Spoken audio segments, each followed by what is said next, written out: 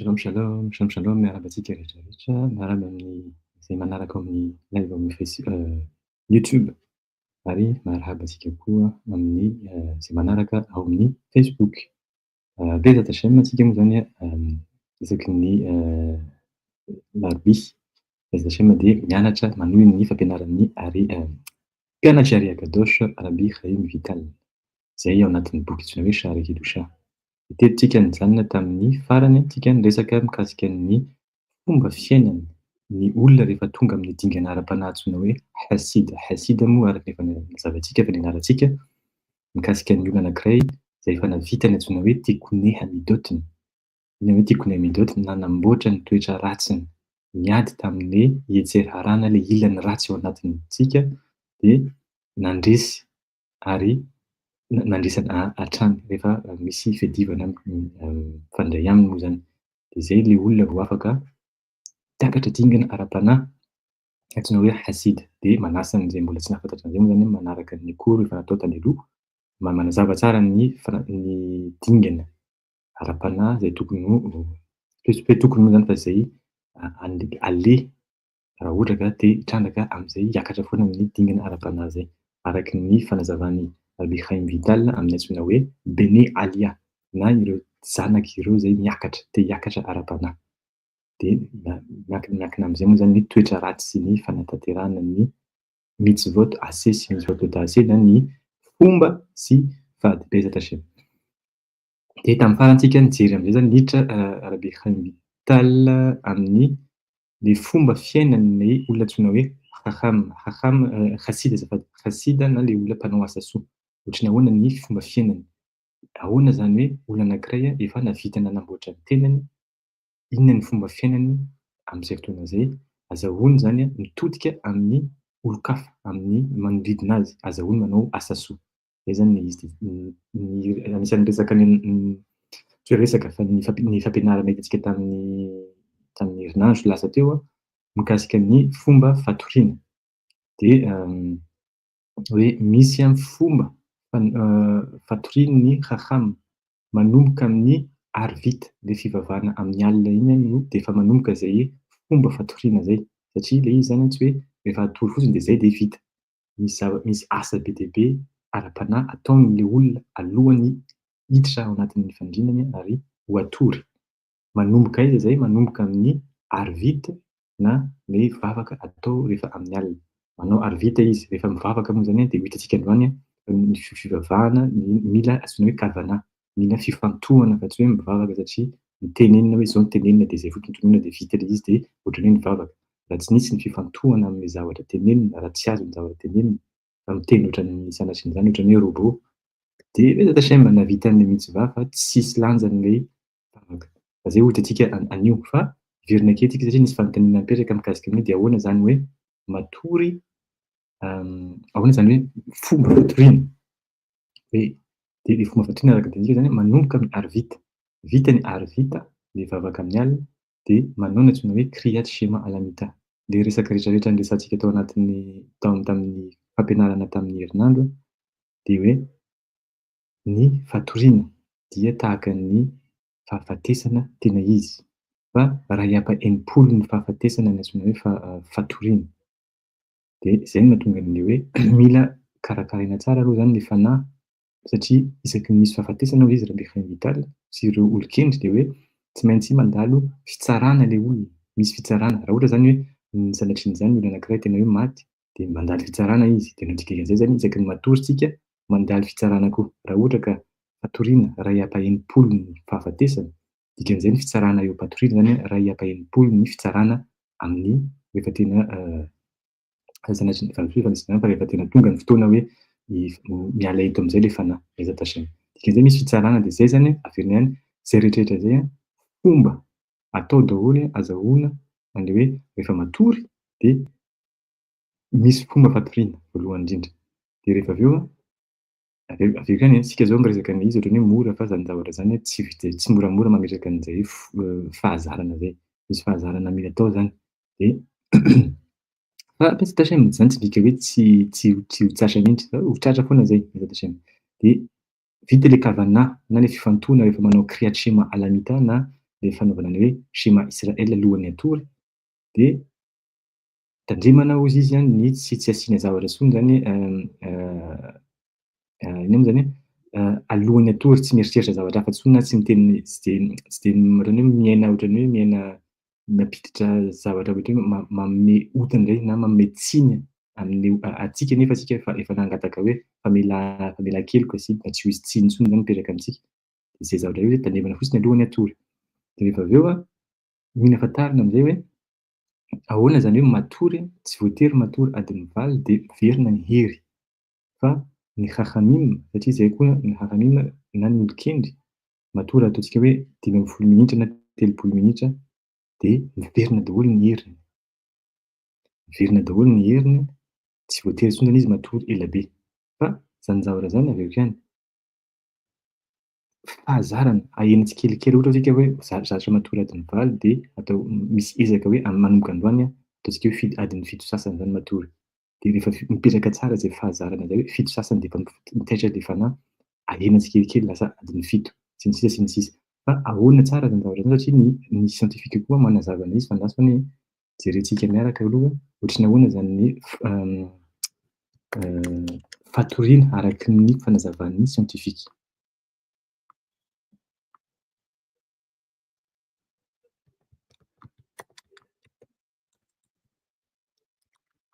Vetivety a misy zavatra jerentsika kely fotsiny.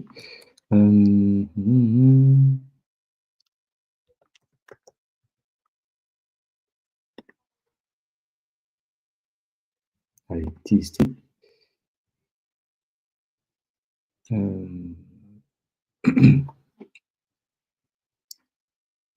Zara kely le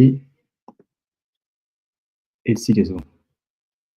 Hozy izy ny siantifika hoe rehefa matory hozy izy ny olona de misy cycle, misy cycle efatra mipoitra. Inona io cycle io? Efa misy expérience zany nataon'ny siantifika hoe nametraka électrode le ohatrany hoe appareil fijerevana ny activité cérébrale, ny fomba ny électromagnétisme zay mipoitra eo amin'ny ati-doha de iny no mesurena.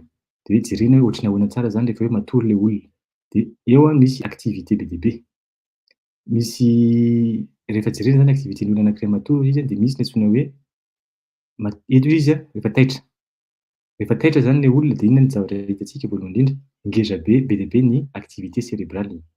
Actif zany le cerveau, mifeno activité électrique moa zany ao anatin'ny cerveau.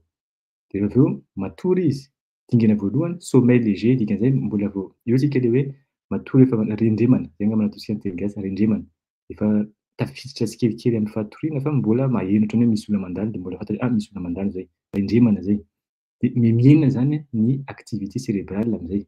Rehefa avy eo mbola midina ihany, sommeil lent léger, iny dikan'izay fa maninona hoe lent léger na hoe fatoriana miadana ary mbola ataontsika hoe rendremana ihany. Efa matory sika zao. Fa de rehefa miteny izy hoe miadana, inona no miadana ny activité cérébrale, lasa ohatran'ny hoe mihena zany ny ny mesure électrique ao anatin'ny cerveau. De rehefa avy eo am'zay misy ny antsoina hoe sommeil profond, tena eo am'zay tsika ny hoe eto zany tsika mbola afaka taitra foana ohatra ka misy tena hoe zavatra mipoaka mafy be, eto amin'ny hoe sommeil lent léger. Fa rehefa tena tonga amin'ny hoe fatoriana tena hoe lent profond am'zay, eo tena midina be ny activité cérébrale ary eo na de misy olona miresaka ary eo akaikitsika tsy heno intsony.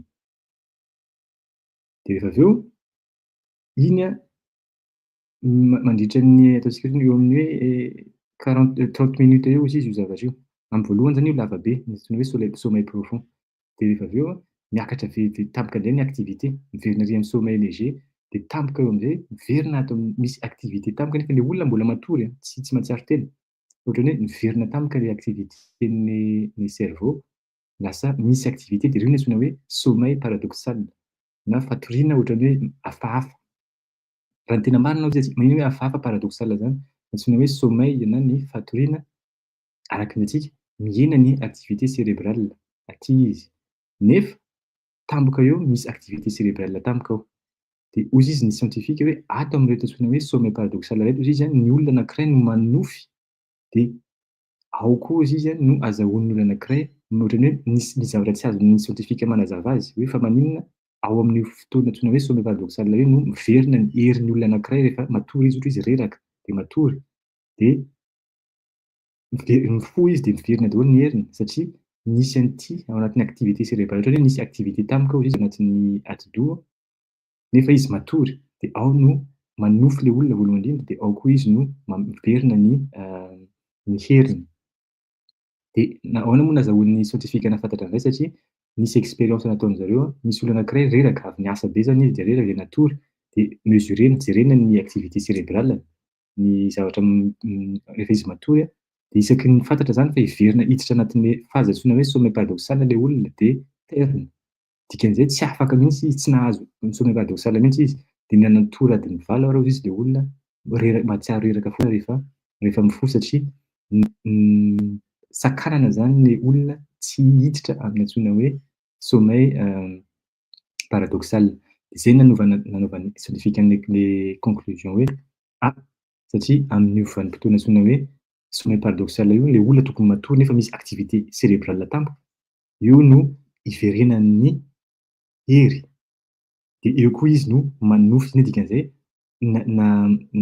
sakanana zany le olona no hanofy.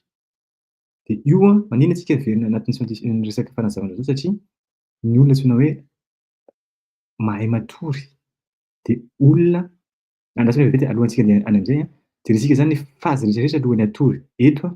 Eto ka hatreto, eto amin'ny adiny ray eo izy de aveo ty adiny ray sasany, ty adiny ray, eto ny dikan'izay rehefa matory tsika iny no elabe le antsoina hoe sommeil lent, sommeil na fatoriana lent léger sy sommeil 50% sy sisa sy ny sisa reny miaraka amin'ny sommeil profond, iny no mampaela be antsika matory satria ny tanjona an'ireny fotoana rehetrarehetra reny azahoantsika amin'le sommeil paradoxal, azahoana ny hoe any tsika vao miverina ny hery tsikelikely, miverina tsikelikely.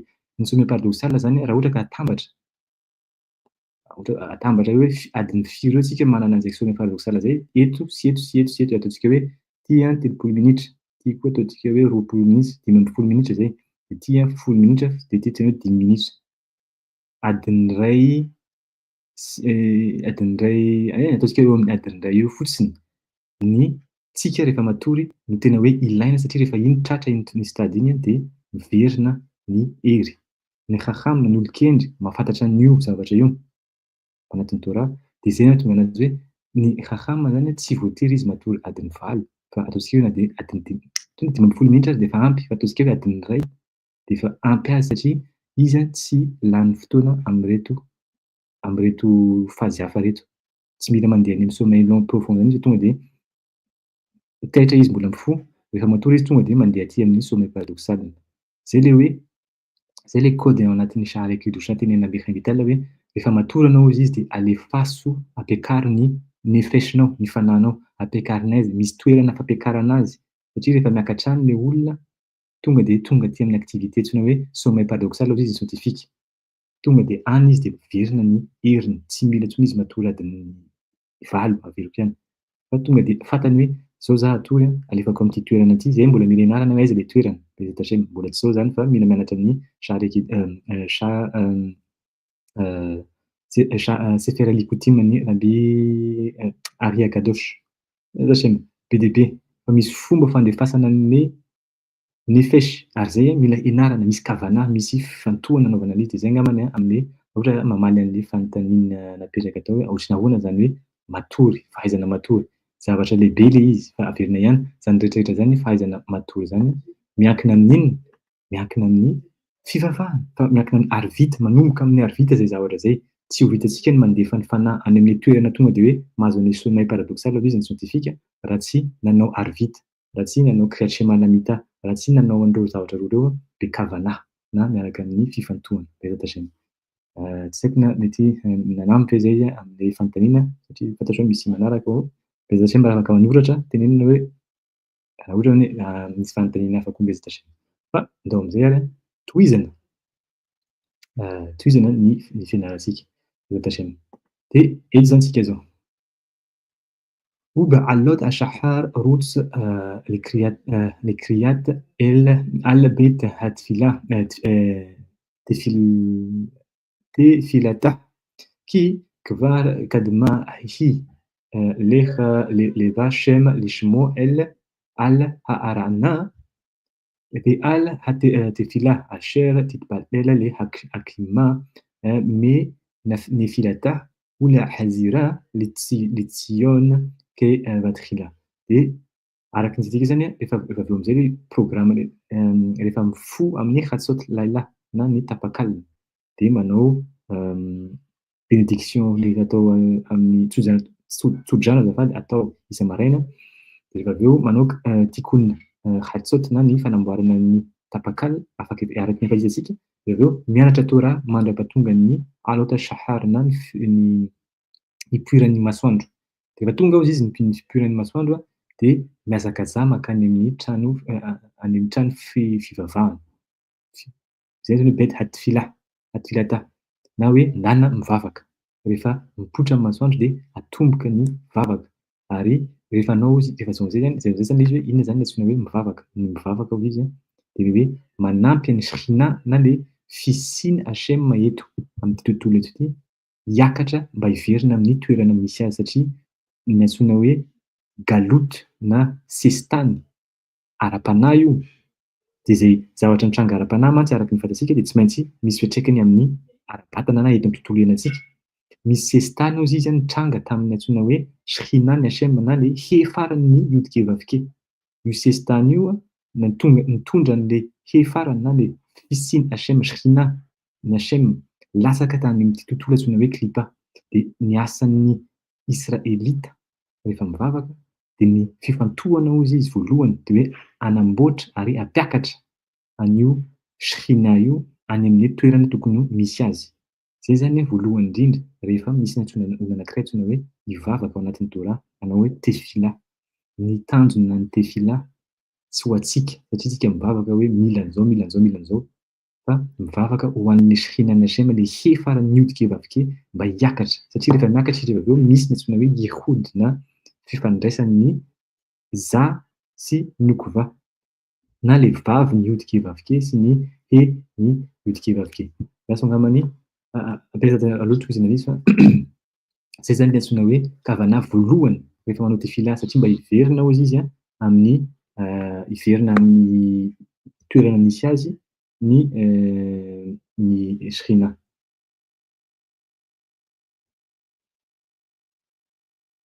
laso ara misy fanontena kely vety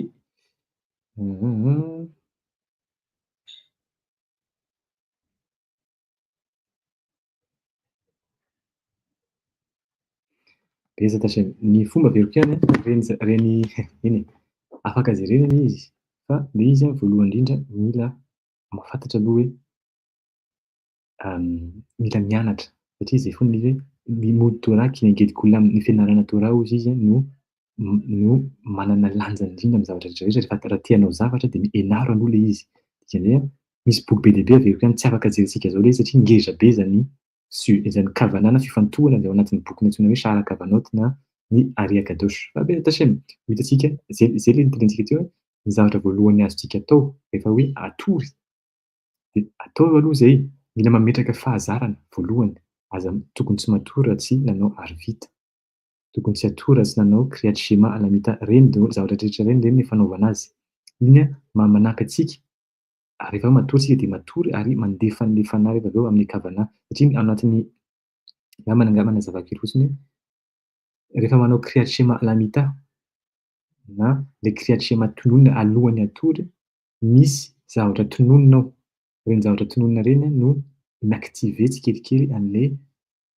lalana ho alehan'le fanahintsika rehefa atory mba tsy ho lany fotoana amin'le ataontsika hoe sommeil lent sy sommeil profond hitantsika tamin'ny fanazavan'ny ny scientifique fa tonga de vao matory sika tonga de alefa any amin'ny toerana tokony ho alehan'le neshama na ny fanahy le fanahy de any izy tonga de mahazo voalohany indrindra nofy raha ohatra ka misy nofy tokony apita ary tsy indrindra indrindra mahazo hery vaovao de mba tsy matory ela be zany fa rehefa vita mantsy efa vita verina daholo ny hery azahoantsika hanao an'le asa vaovao amin'ity andro vaovao ity de tonga de taitra sika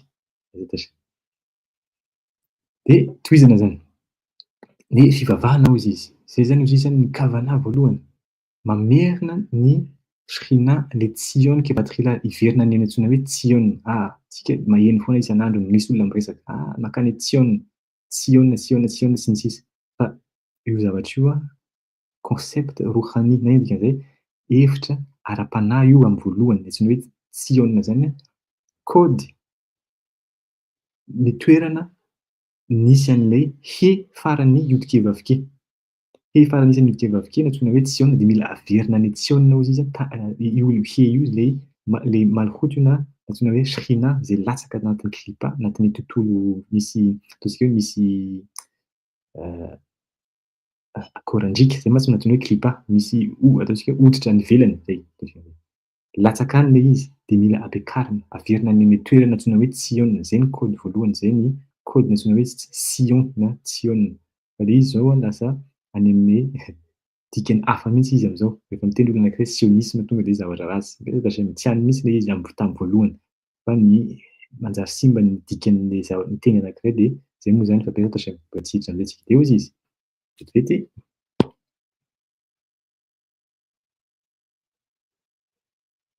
Ok. Avec quatrième. Vegam qui l'autre khal asuhu les devers inné بها أسكال تأزور أزر مئات بيوم هو لكيم ولسعادة كيفي كوخيخا تسوفوس نوزيز فتار وزيز rehefa mivavaka araka ny tenintsika fa manao tefila dia ny tanjona mampiakatra an'ilay shina, ilay fisiana shem any amin'ny tontolo tokony misy azy. Fantaro hozy izy fa ny vavaka ataontsika tsika rery hozy izy tsy havita hampiakatra anazy. Tsy ho vitantsika, tsy hoe tsy havita, tsy ho vitantsika ny hampiakatra azy rery amin'ny vavakantsika. Fa izao fotsiny hozy izy, rehefa manao tefila anao dia anao anisan'ny olona nanome hery, nanampy azy kely tamin'ny fiverenany tsikelikely any amin'ny toerana antsoina hoe tsiôna. Kôdin'izay no antsoina hoe geola na fahafahana amin'ny andro farany. Ny geola rehefa tafiverina amin'ny toeran'ny he, ny he farany izay latsaka tany amin'ny antsoina hoe klipa, ny toerana feno hoditra moa zany, écorce moa izy ny vazaha. Dia izay zavatra izay tonga dia teneniny Araby Khaim Vital. Raha tsika rery hozy izy mivavaka, rehefa isaky mivavaka tsika aza mieritreritra tonga dia hoe vita tsy izy intsony ny tsy hoe tsy izy intsony fa tafiakatra ny shina. Satria inona ny dikan'ny hoe shina rehefa tafiakatra hozy izy? Satria izy miteny hoe geola Slimane dikan'izay raha ohatra hozy izy ka misy olona anankiray zany tena hoe manana hery ngeza be izy mivavaka, vita ny mivavaka nataony, inona ny zavatra tokony hitranga eto amin'izao tontolo izao? Tsy izy intsony ny ady, tsy izy intsony ny olona maty, tsy izy intsony ny fialonana, tsy izy intsony ny fizarazarana hoe misy rasisme sy ny sisa. Tsy izy intsony izany zavatra rehetra izany satria efa vita zany ny fanamboarana an'ilay shina, ilay he farany midikevavike. Nefa aleontsika tonga dia miteny marina resaky mivavaka, avy mivavaka tsika vao manokatra radio na mijery télé na mijery portable, jerena misy ady any Ukraine, misy ady any Palestine sy Israel, misy ady any Russie. Satria dikan'izay na dia mivavaka aza tsika fa tena marina tsy nanova, mbola tsy zavatra niova eran-tany. Fa izany tsy midika hoe aza mivavaka hozy izy fa mba nanampy ary tsika tamin'ny herintsika. Satria tsika nanome fotoana mivavaka mba hoe ho tody izany vanim-potoana antsoina hoe geola na fahafahana tanteraka amin'ny andro farany. Izany tsika hozy izy mila manao araky ny kefy koheha, arakaraky ny herin'ny tsirairay, herinao. Izay zany zavatra anankiray koa teneniny eto. Ohatrany lalina be ireo zavatra ireo. Aleo aloha adika. Hozy izy وبإسخاء زوت قامه تشمات filateha تفيك شعلتها لتوفا. Dia rehefa ny olona anankiray hozy izy amin'izay miezaka foana mivavaka satria araky ny fantatra ao anatin'ny Torana misy ny vanim-potoana ivavahana isan'andro na sabata na yom tov intelo isan'andro.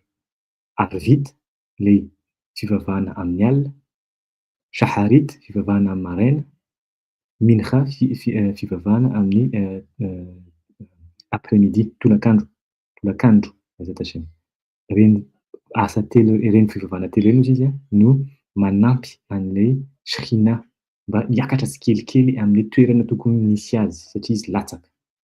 Maninona moa zany shihina latsaka satria vokatry ny otan'ny olombelona, otan'ny de latsaka izy anatin'ny loto de zay hoe mila bekarina azatasy.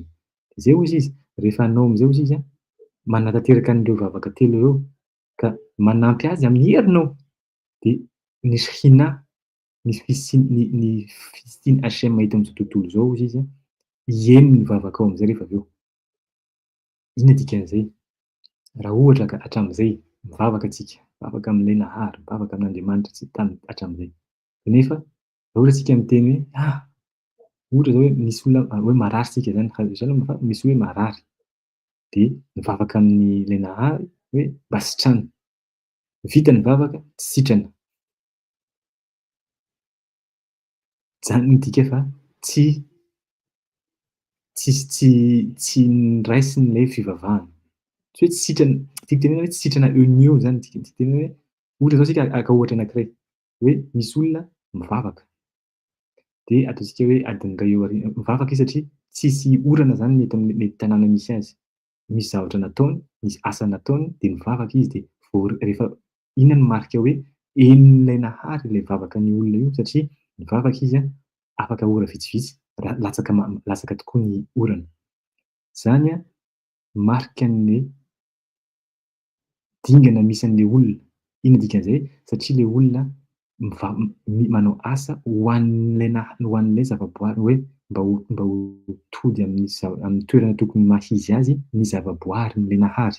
Ina dikan'izay? Miasa izy ho an'le nahary azy. Manao tefilà, mivavaka izy isan'andro.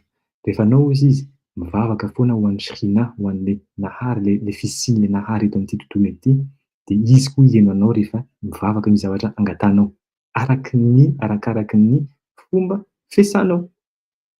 Dikan'izay raha ohatra ka mivavaka antsika hoe misy hoe tsisy zany ny rano, mivavaka mandritra ny volana ray, roa volana, telo volana, tsy tonga foana ny hazo shalom ny orana. Tokony manontany tena antsika amin'izao fotoana izao hoe fa ahoana tsara zany? Ahoana koa zany olona anankiray mivavaka de tsisy valiny? Tsy raha tena izy a rehefa mangataka anao de mahazo. Eto azo aveo koa ny kaodin'Elisabety ity, hozy izy rehefa anao ozy izy zany manao an'izay am'zay herinao zay a de sahà ary ny valisoanao koa ozy izy a de hoenon'ilay shihina ny vavakao ary ho tanterahiny ny ho valiny ny fanontaniana ny zavatra angatanao rehetra rehetra amin'ny amin'ny mahasoa azy. De zay koa, indraindray isika mivavaka amin'ny zavatra angatantsika amin'ny HM, amin'ilay nahary. De voavaly le vavaka fa tsy arakaraky ny eritreretintsika azy. De miteny tsika, tsy namalika HM, hoe tsy namaly vavaka zany HM dikan'izay hazo shalom sy anatran'izany tsy misy HM, tsy zay le izy. Inona zavatra teneniny eto? Sha'alecha letovà ho valiana ozy izy ianao am'le ilany mahatsara anazy. Mety hoe nisy zavatra nataon'ny HM fa tsika amin'ny fomba fijerentsika azy a tsy tsara le izy satria raha ohatra ka araky ny eritreretintsika azy de hoe ohatra zao maka ohatra mihitsy satria tsisy vola de mivavaka amin'ny HM. Mba omeo vola mba hoe hahavita hiaina amin'ity tontolo eto ty, amin'ity fiainana ity satria sarotra be. Miandry volana ataontsika hoe ray volana, roa volana, tsisy foana ny vola. De ao am'zay manomboka mametraka fanontaniana, izaho mivavaka mangataka aminao HM fa anao tsy mamaly mihitsy.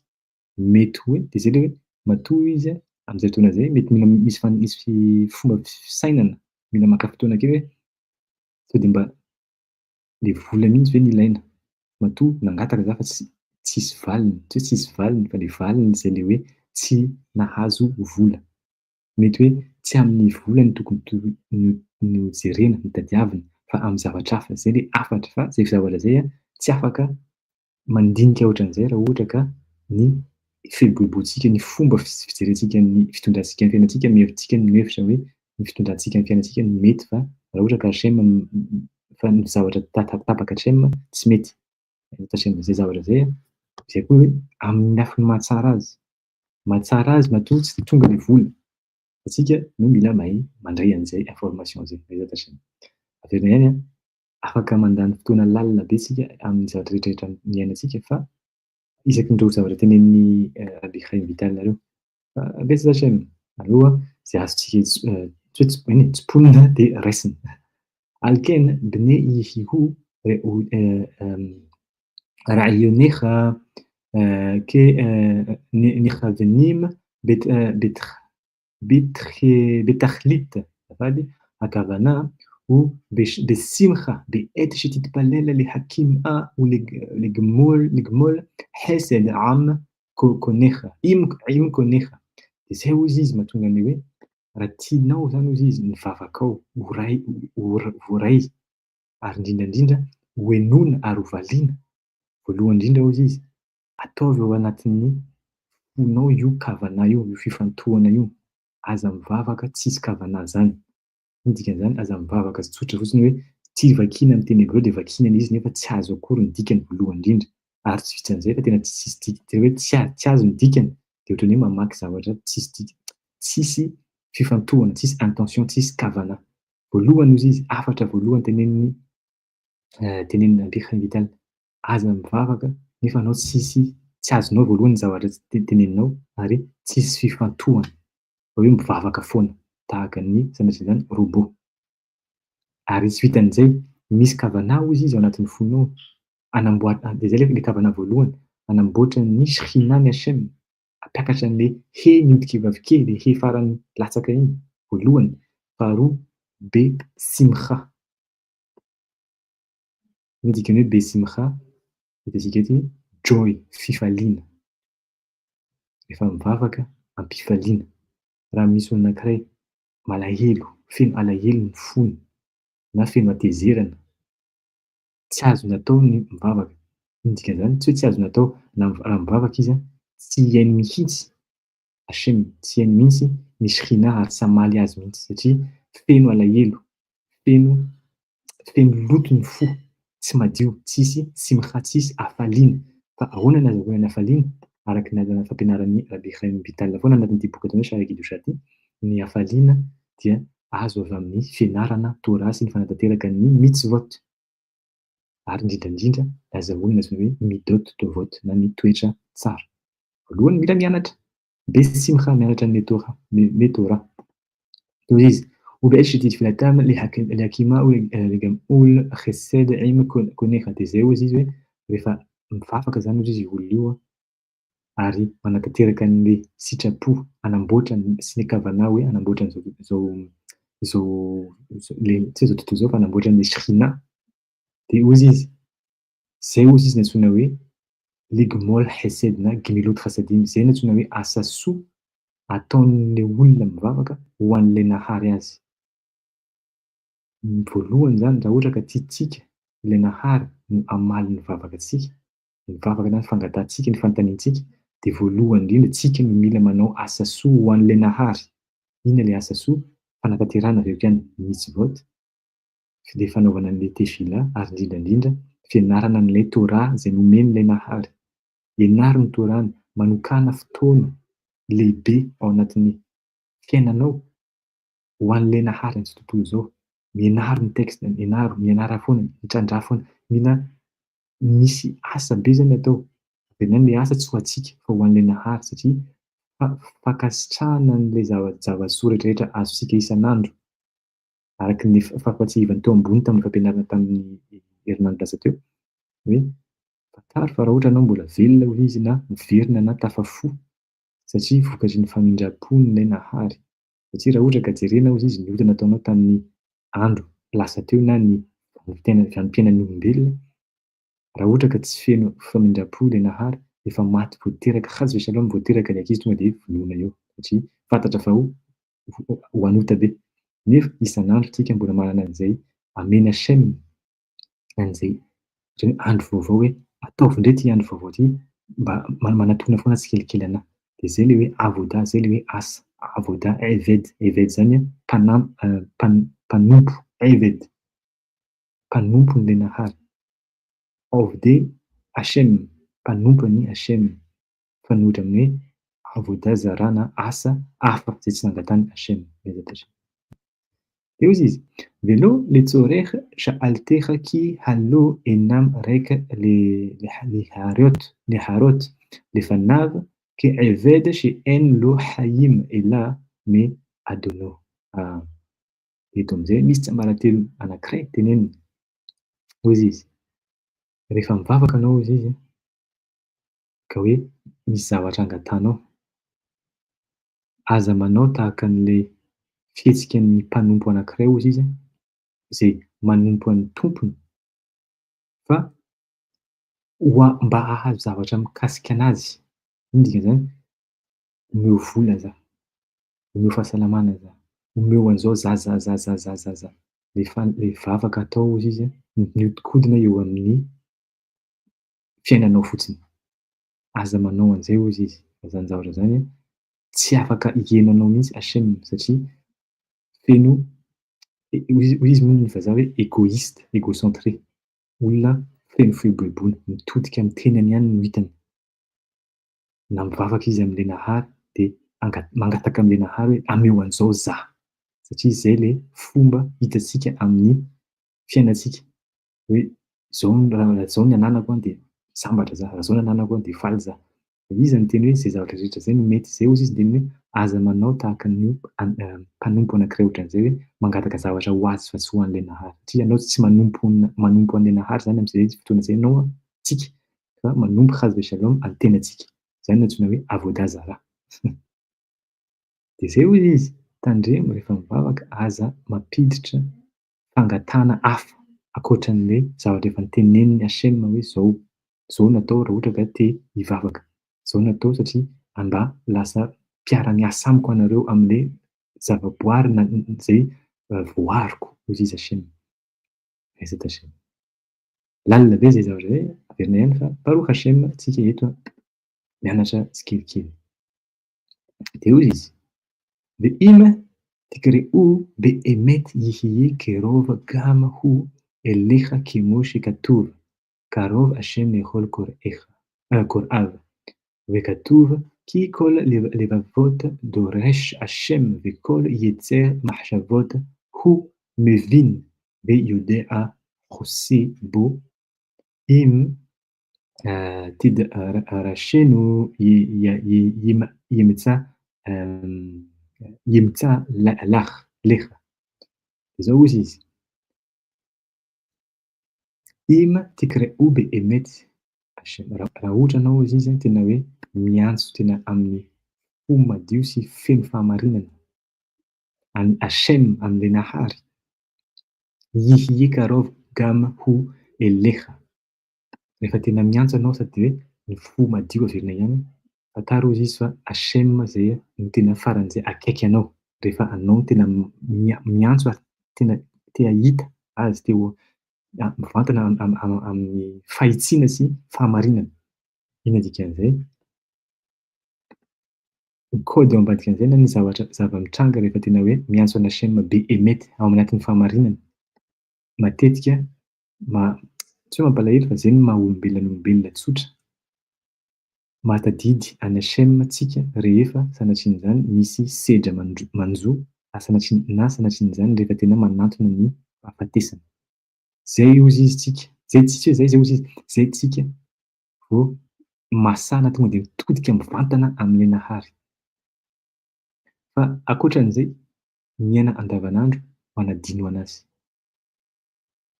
Zay mahatonga anazy miteny hoe rehefa tena miantso an'i Hashem be'emet am-pahamarinana anao hozy izy, zay Hashem vao tena akaiky anao ary zay izy vao tena hamaly anao.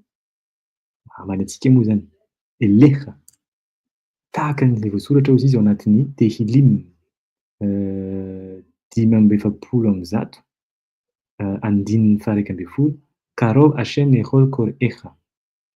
Akaiky hozy izy Hashem ho an'ireo rehetra zay miantso azy. Ao anatin'ny Ashri ity.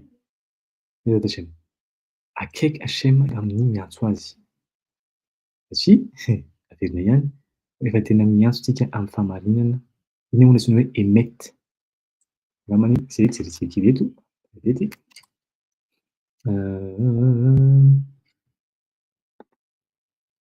Angambany tsy ohatran'izao.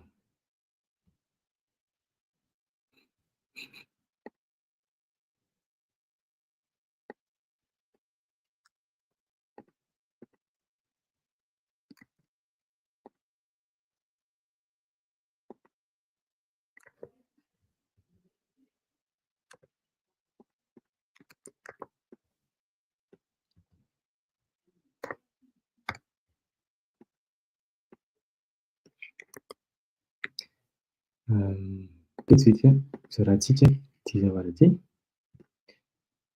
Partager. Hitantsika eto. Tia ny antsoina hoe émette. Rehefa soratana iny antsoina hoe émette, ty antsoina hoe fahamarinana.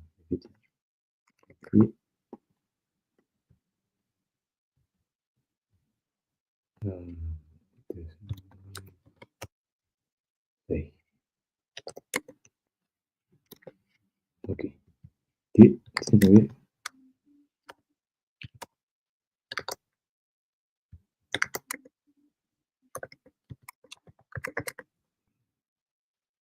attention marina.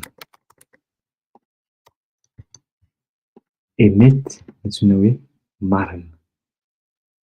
Ozy izy rehefa tena miantso ana chaîne ozy izy le olona anankiray amin'ny fahamarinana de émette, tena marina. Ina dikan'izay? Kôdy anankiray afaka raisina amin'io satria émette misy ty alefa ty no nampiana tamin'ny antsoina hoe mette. Inona no antsoina hoe mette? Mette no antsoina hoe tahaka ny amin'ny teny gasy fahafatesana, maty. Mitovy amin'ny teny gasy. Mette, maty. Rehefa manakaiky ozy izy raha ohatra anisan'ny fanazavana anankiray zany amin'le teny antsoina hoe émette amin'ny teny hébreu, rehefa manakaiky ny fahafatesana, zay vao tena hoe ny zavatra rehetrarehetra eritreretintsika ny ao anatin'ny sainantsika, zay no tena marina. Izy ozy izy io vao tena mipoitra ny fahamarinana. Satria ty alefa ty, inona le alef?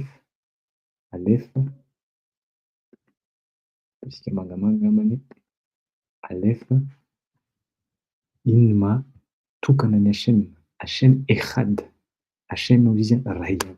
Eo isika vao afaka mifandray amin'ilay nahary. Eo isika vao tena mahita hoe ainy manantona zany ny fotoana sanatria zany ny hafatesana. Ekay ve nisy ilay nahary aloha hivavaka.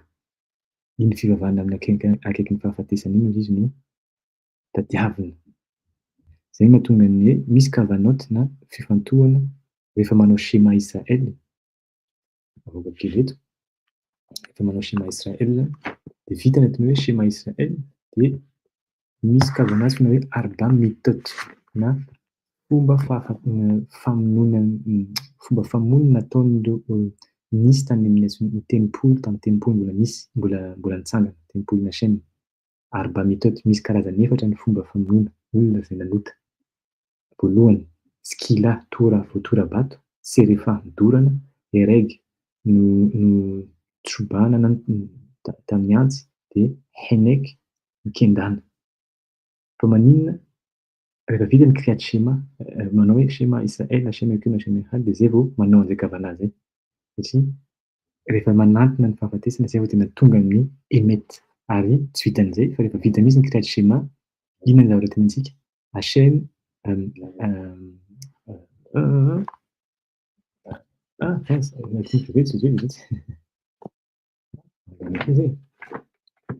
Adonai Elohechem émette. Adonai io Andriamanitra izy zany de émette. Tena tonga de tenentsika mihitsy le émette aorianan'ny le paragraphe telo efatra ny schéma. Io no mamarana azy. Hachem Elohechem émette. Zay zany no tenenina eto, zay le kôdy ngeza be ato. Hoe tokony zany tsy tokony miandry tsika sanatrian'izany. Hazo veshalom amin'ny fotoana hoe manantona ny fahafatesana zay vao hoe hiresaka amin'ny Hachem na hoe tena miresaka mivantana amin'ny fo madio, belève, shalem, amin'ny fo tanteraka. Fa Na tsy tonga ara ny fahafatesana de efa tokony manana an'izany dingana zany satria rehefa mivavaka zany de tokony hoe amin'ny velona ihany fo madio. De zay dikan'izay efa amarana azy tsika zao, de ozy izy: "Ve intsika be emety, ie karôva gamy ho" ary Hachem ozy izy de ho anakaiky anao tahaka an'le ao anatin'ny teny io hoe karôva Hachem meholkoheha. De ozy izy koa ao anatin'ny Divré Hayamim, ino Divré Hayamim? E ano moa zay amin'ny teny Divré Hayamim chronique ozy izy ny vazaha ataontsika an'izay chronique. Qui colle les vavotes d'Oresh Hachem satria ao anatin'ny chronique ozy izy boky anaty chronique ny fonao manontolo ozy izy de mitalao mangatakamy amin'ny Hachem bekôly ietser azafady d'Oresh ny fonao manontolo ozy izy dia dinihany Hachem, jereny Hachem, vakiny Hachem, d'Oresh. Zay zavatra zay. Fa maninona satria raha ohatra ka tsy marina zany ozy izy ny fonao, raha ohatra ka mangataka anao mivavaka nefa ataontsika hoe misy intérêt personnel ho anao le fivavahana fa tsy ho an'ny Hachem. Hachem fantaro ozy izy fa Hachem mahay mamaky ny fo. Na de ataontsika hoe misy olo anankiray mampiseho any ivelany hoe manao shaharit minha arvita. Ary rehefa manao shaharit izy de tena hoe adiny telo satria te hampiseho fa hoe mahay mivavaka. Fa Hachem mahay mamaky ny fonao ozy izy. Raha hita fa misy intérêt personnel fa tsy ho anazy le vavaka ataonao, tsy hamaly izy na de feno kavana ohatry ny ahoana ary le olona. De kôly ietser marchevote ho ary tsy vitan'izay fantany Hachem koa ny ietser na ny ietserara na tsy ny ietsertôvy rehetrarehetra zay ao anatin'ny marshava zay indray fisainana, fomba fisainana ny ao an-tsainao na ny ao am-ponao fantatra Hachem daholo. Tsika no mamindainga ny tenantsika. Fa Hachem tsy afaka sanatria an'izany hoe ho afenina na hoe mandainga eo anatrehana Hachem. Hitany Hachem avokoa. Na manao zay zavatra zay ozy izy hoe marshava ho meviny le Iodea fantany tsara ozy izy Joser bon ny zavatra rehetrarehetra zay misy ao anatin'ireo toerana reo ny fo sy ny saina. Ima tedresho la ary ireo zavatra rehetra reo ozy izy de hita daholo zany izy ireo zavatra rehetra zay misy ao anatinao. De tohizany am'zay, ozy izy: Ho biprata be'etishe tit toda lefanav achar tefilata shmona esre או בברכת שומעה תפילה. יהיה בכל לבביך שלא תחזור עוד עליהם, כי הלא הנסתרות והנגלות הוא יודע רואה כליות ולב. Rehefa vita ozy izy de Shmona Esre na le bénédiction valo ambin'ny folo de mpinonintsika zay no antsoina hoe Amida rehefa mitsangana na mijoro. Zay no antsoina hoe Amida rehefa mijoro sika satria ny Amida no vanim-potoana farany avo indrindra amin'ireo tefila na fivavahana telo rehefantsika teo Arvit, Mincha, Arvit, Shaharit, Mincha. Ny vanim-potoana farany avo amin'ireo telo ireo antsoina hoe Amida na joro. Mijoro sika mitsangana. Omed mitsangana dikan'izany mijoro. De iny ozy izy rehefa vita ozy izy ny Amida na rehefa tonga am'le misy bénédiction anankiray ao anatin'ireo valo ambin'ny folo ireo miteny hoe Shomaa tefila Shema koleno. De nasany hoe eto izy eto Hachem tonga de hitako jerentsika miaraka ozy izy tsy ny zavatra tenentsika Shema koleno Hachem enokeno av rahman. Enoy ozy izy ny feo, enoy ny feonay ozy izy anatin'izay bénédiction zay. Hachem enokeno, Hachem andriamanitray, av rahman ray ny famindrapo. Hozy rahem aleno amindrafo izahay vekabel berahamim uveratson et tifleteno ary raiso ampanirina sy ataontsika hoe iny mitovy foana rahamim be marahema ihany fifamindrafo amifamindram-po ozy izy ny vavakay. Ki el shomea tefilot de tahanonim ata satria ianao izy el zay miheno ny vavaka rehetra sy ny fangatahana rehetra tahanonona. De aveo o milefaneha malokelo ary eo anatrehanao mpanjakanay, rekamo ala ty siveny.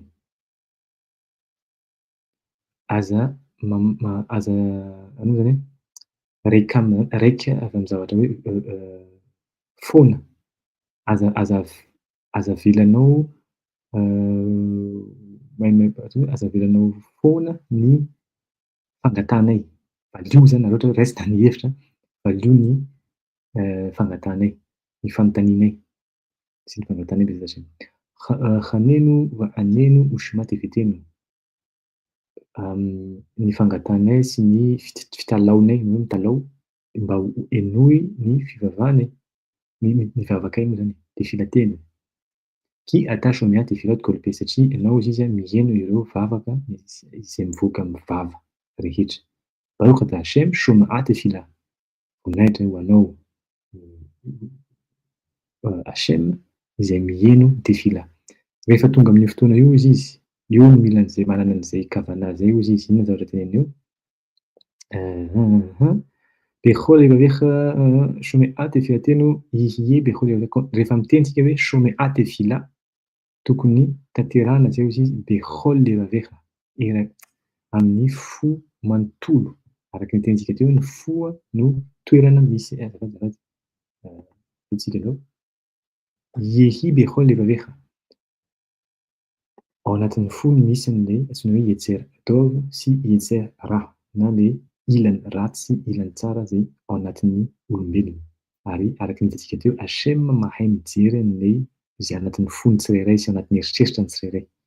Dikan'izay bechol levavecha, na ny ilany tsara na ny ilany ratsy ozy izy de miaraka mitalao aminay nahary.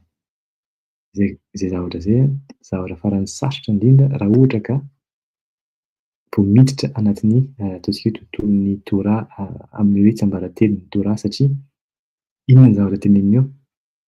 Na ny ilan'ny ratsy ao anatintsika, le ratsy zay afenina, le ratsy zay tsy ho avoaka fa ny tsara ihany no avoaka any ivelany. Iny ratsy iny koa ozy izy asevo manompo an'ilay nahary. Iny dikan'izay le toetrantsika ratsy zay afenina any am'izay vanim-potoana rehefa sanatria an'izay tsika ao anatin'ny fanatanterahana an'ilay zavatra ratsy, any koa nefa mila mahay mifandray am'ilay nahary. Zay averiko ihany sarotra zay raha ohatra ka am'le fomba fisainantsika, fomba fijeritsika an'izao zavatra rehetra mitranga zao ny tsara ihany tazomina fa ny ratsy avela. Tsy hoe avela, ny ratsy tsy idirana mihitsy, averina ihany. Zany zavatra zany ilaina amy voalohany, tsy maintsy satria araky ny fitaizana ny ankizy anankiray mila mila ampianarina amin'ny ankizy hoe ty ny tsara de ty ny ratsy. Zany zavatra zany ilaina. Mila fantany zany hoe ty no antsoina hoe ratsy de ty no antsoina hoe tsara. Fa io ankizy io ho lasa olon-dehibe. Rehefa lehibe le fanahy, rehefa lehibe le olona de fantany hoe na io ratsy iny misy asa ilainy. Matoa le ratsy teo misy antony matoa misy ny ratsy. Zay zavatra zay mahatonga an'izay miteny hoe bechol levavecha, ao anatin'ny fonao manontolo, iny aloha manontolo anatin'ny fo, le fo ratsy sy ny fo tsara indray manompo an'ilay nahary. Ezat Hashem. She'alo tahzor od ary rehefa amin'io rehefa amin'io vanim-potoana io izy de le am'le fo io zany tena iny no angatahanao nefa mba tsy hiverina intsony am'ireo ota zay natao hatramin'izay. Satria na de ekena ary fa hoe misy koa ny ao anatin'ny fontsika misy ny ratsy, tsy avela izy hanohy foana am'le zavatra ratsy nataony hatramin'izay fa eo isika no mangataka mba tsy hiverina intsony ary tsy hilatsaka intsony am'le zay dingana le zavatra ratsy natao hatramin'izay. Qui hallå anistarod an'igna ot hojonde roe klaiot valay satria Hashem averiny ihany mahafantatra an'izay zavatra rehetrarehetra miafina ao anatintsika na ao anatin'ny klaiot amin'ny teny gasy lasa vety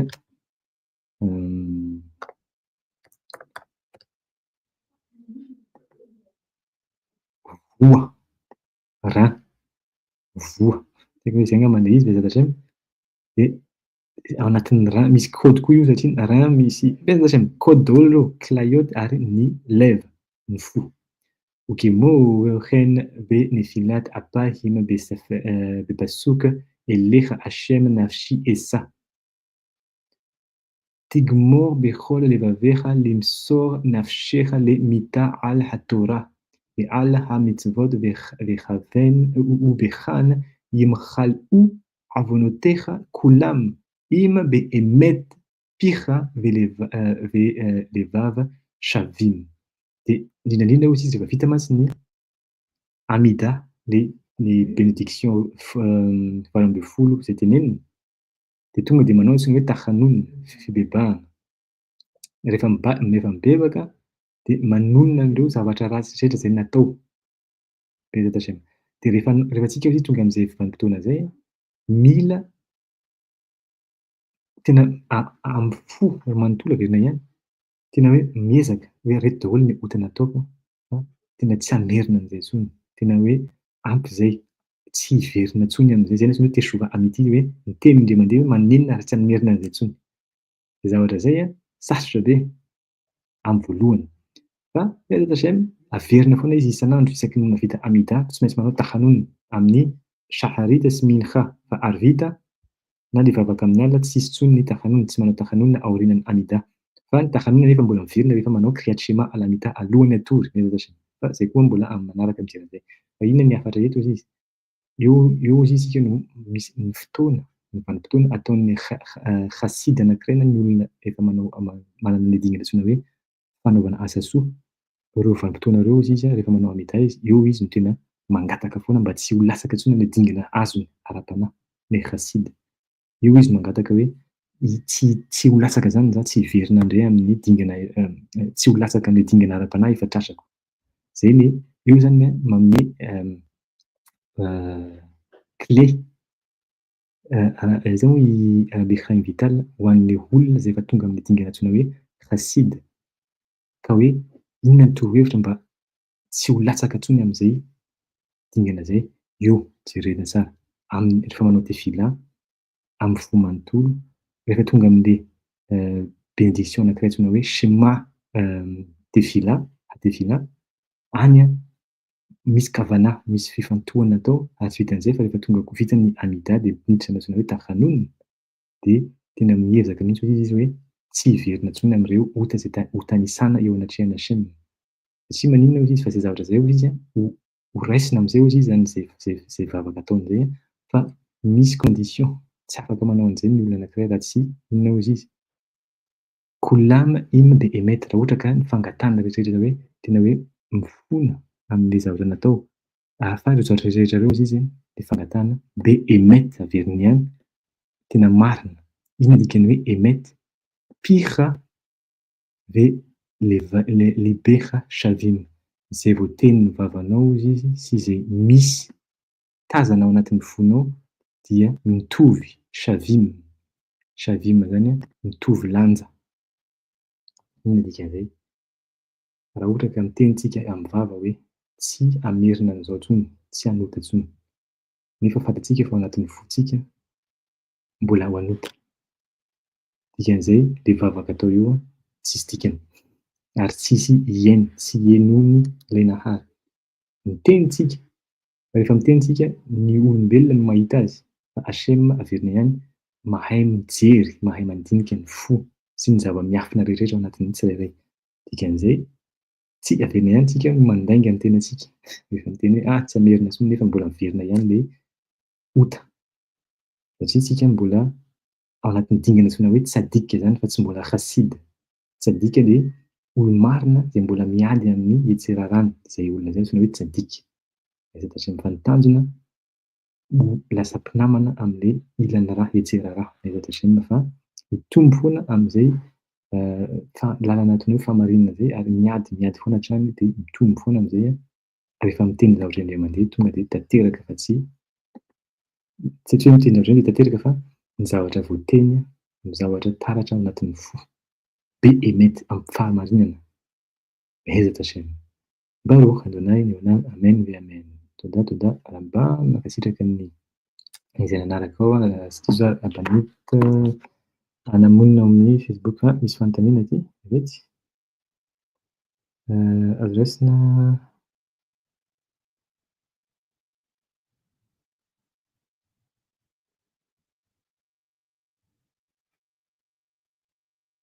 misy fanontaniana aty zany hoe azo raisina hoe fivavahana akaiky ny fahafatesana ve zany rehefa hoe marary mafy na hoe rehefa tampin-dalan-kalehy vao mivavaka amin'ny HM. Dia zay zany fanontaniana voalohany. Zay ilay antsoina hoe fivavahana be-emety. Tena hoe satria tena izay vao mitodika tanteraka amin'ny nahary ilay olona. Satria hatramin'izay tsy nitodika tamin'ny HM fa mihevitra hoe ny tenany no nitondra ny fiainany. Dia izay no antsoina hoe emety. Fa ny afatra eo dia tenenin'ny Rabe Chaim Vital eto ny hoe tsy tokony miandry amin'izay fotoana izay ilay olona vao hoe mahatsiaro ny HM. Fa tokony isaky ny manao tefila, isaky manao arvit, shaharit, mincha, tokony manana an'izay dingana izay. Fa tsy andry hazo shalom hoe tena hoe hoentin'ny HM ilay aretina na hoentin'ny HM ilay hoe tapin-dalan-kalehy. Tsy hay intsony hoe andeha ho aiza na andeha ho aiza, izay vao mitodika, izay vao mahatsiaro hoe ay ve ao ilay nahary. Izay ilay hoe dingan'ny hasida. Hasida zany tsy miandry ny olona manao asa soa, tsy miandry an'izany vanim-potoana sanatria izany sedra ao anatin'ny fiainana izay vao hiresaka tena mivantana ary amin'ny fo tena hoe hitodika tanteraka amin'ny nahary. Isan'andro izy manao an'izay. Dia hoy izy raha tsisy intérêt personnel dia inona no angatahana satria efa fantany daholo ny ao am-pony sy ao an-tsaintsika. Ny antsoina hoe intérêt personnel, izy io ny antsoina hoe intérêt personnel zany miankina amin'ny toetra ratsy antsoina hoe gahava. Angambany averisika kely averina ihany ilay antsoina hoe gahava. Zay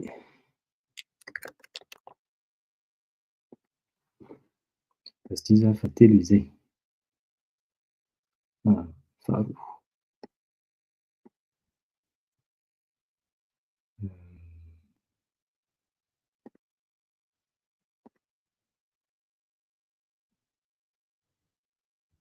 Zay.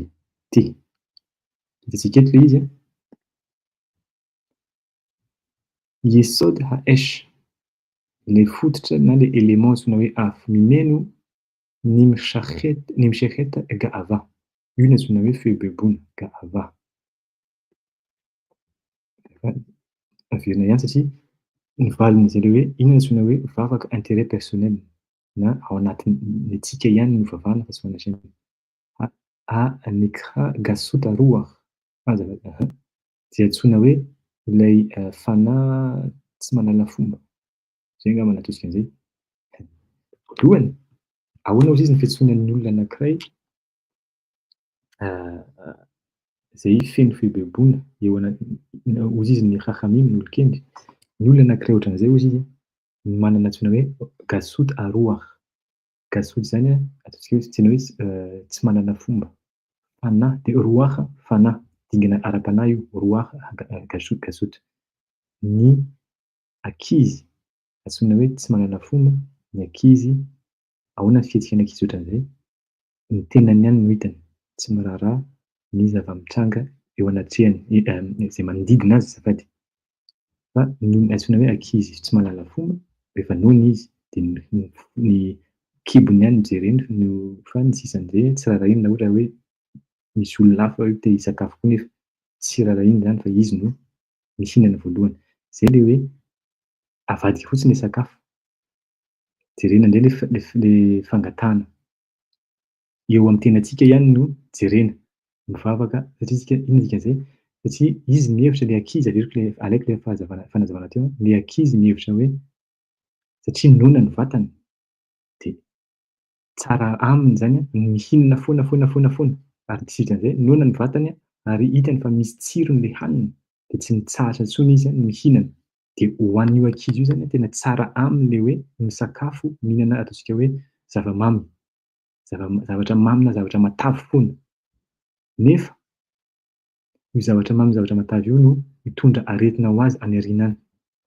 De ny asan'ny ohatra zany alaitsika saina le ohatra ohatran'izay hoe raha ohatra ka mivavaka zany io ankizy io, mivavaka izy hoe Hachem tsisy sakafo intsony za zao fa mangataka aminao mba ahazo ataontsika hoe gâteau mamy be sy hena matavy be. Tsy mamaly Hachem fa maninona? Nefa zay am'zay resaka hoe tsy mamaly Hachem zay, zay ny valiny amin'ilay vavakan'ilay ankizy satria hanimba azy ilay zavatra mba hiarovana an'ilay ankizy mba tsy ho azo aretina any aoriana any de tsy hameno, tsy valiana ny vavaka. Nefa tsy hoe tsy valiana, zay no antsoina hoe valitenin'ny Hachem, tsy mahazo n'inona anao. De zay ilay hoe intérêt personnel ho an'ilay ankizy. Ankizy mihevitra hoe satria zay no tiany, zay no ao anatiny, zay no takatrany, zay le mahagava azy, izy ihany no hitany. Gasoa roa de dikan'izay tsy fahalala fomba intsony izy, tsy hainy intsony hoe inona moa zany le tokony atao, sao de mba manimba anahy le zavatra, sao de mba tsy mety le zavatra. Zay le kaody. De na sao tohizantsika ihany, ga'ava zany zany ao ambadika an'izay, fihebebonana zay ambadika an'izay, lihiôdy hahiesôdy hakal ve gavoa mikolamy. Hachem araky efa hitantsika ty fa miverina ihany tsika. Ubikhlal hakaas. Hachem manao pause kely. De satria hoy izy gatsota roa inona hoy izy? Io ny fototra satria ny ga'ava hoy izy no zavatra faran'izay maivana. Ino dikan'izany zavatra faran'izay maivana? Sarotra raisina, sarotra tenenina hoe amin'izao fotoana zao za ny gahavako no miteny. Zay mahatonga antsika mametraka fanontaniana hoe sao de mba ilaina ihany ny intérêt personnel rehefa mivavaka satria sarotra ho antsika ny mieritreritra hoe ny intérêt personnel anatin'ny fivavahana zany tafiditra anatin'ny ga'ava. Nefa eto de efa miteny Rabbi Chaim Vital fa ga'ava no ambadika an'izany. Iza no teny hoe tsika no mahafantatra tsara ny zavatra ilain'ny fanahintsika. Raha tsy fantatsika ary ny tantaran'ny fanahy.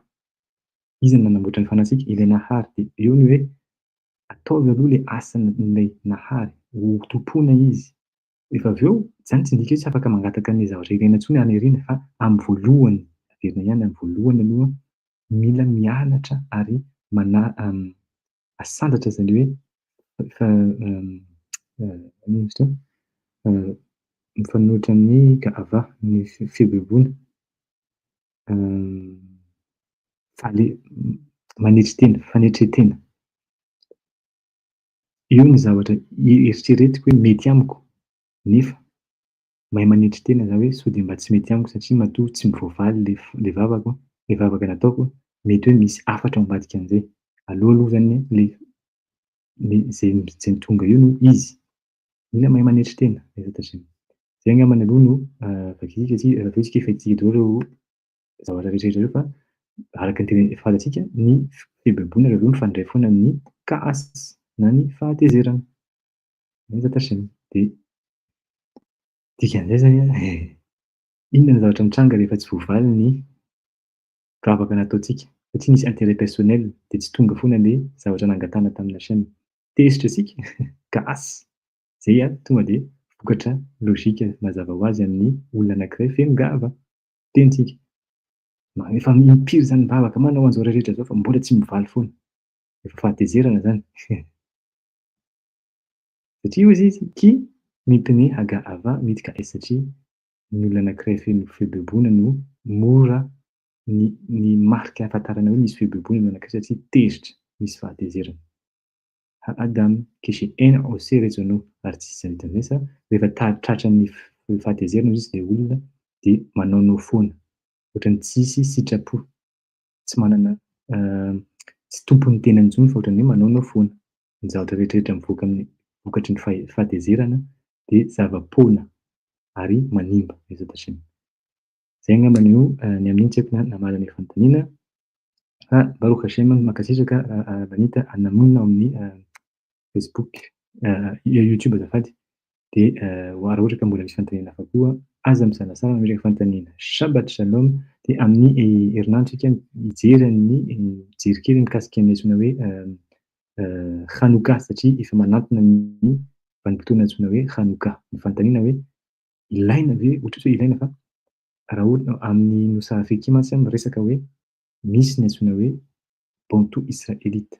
Ny bantou israélite na misy koa ny antsoina hoe zanak'Israela zay miaritra an'ilay fandevozana tao Ezipta Mitzrayim mandritra ny efajato taona tahaka an'ilay notenenin'i Hanshem an'i Avraham.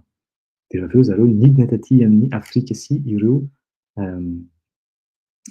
mifanohitra am'ireo zanak'Israela zay niara-nivoaka tamin'ny Moïse, Moshe. De le fanontaniana hoe ilain'ireto banto israelita ve manao mametraka anao zany na hoe manatanteraka na manaja manao an'le fety antsoina hoe Hanoka satria zareo tsy mifandray am'zany zava-mitranga zany. Zay angambany zay le fanontaniana Bezat Hachem ezahana ho vakiana ary valiana azafady amin'ny herinandro alohan'ny idirantsika amin'ny Hanoka. Bezat Hachem. Shabbat shalom lekoulam de amin'ny manaraka indray. Yom tov.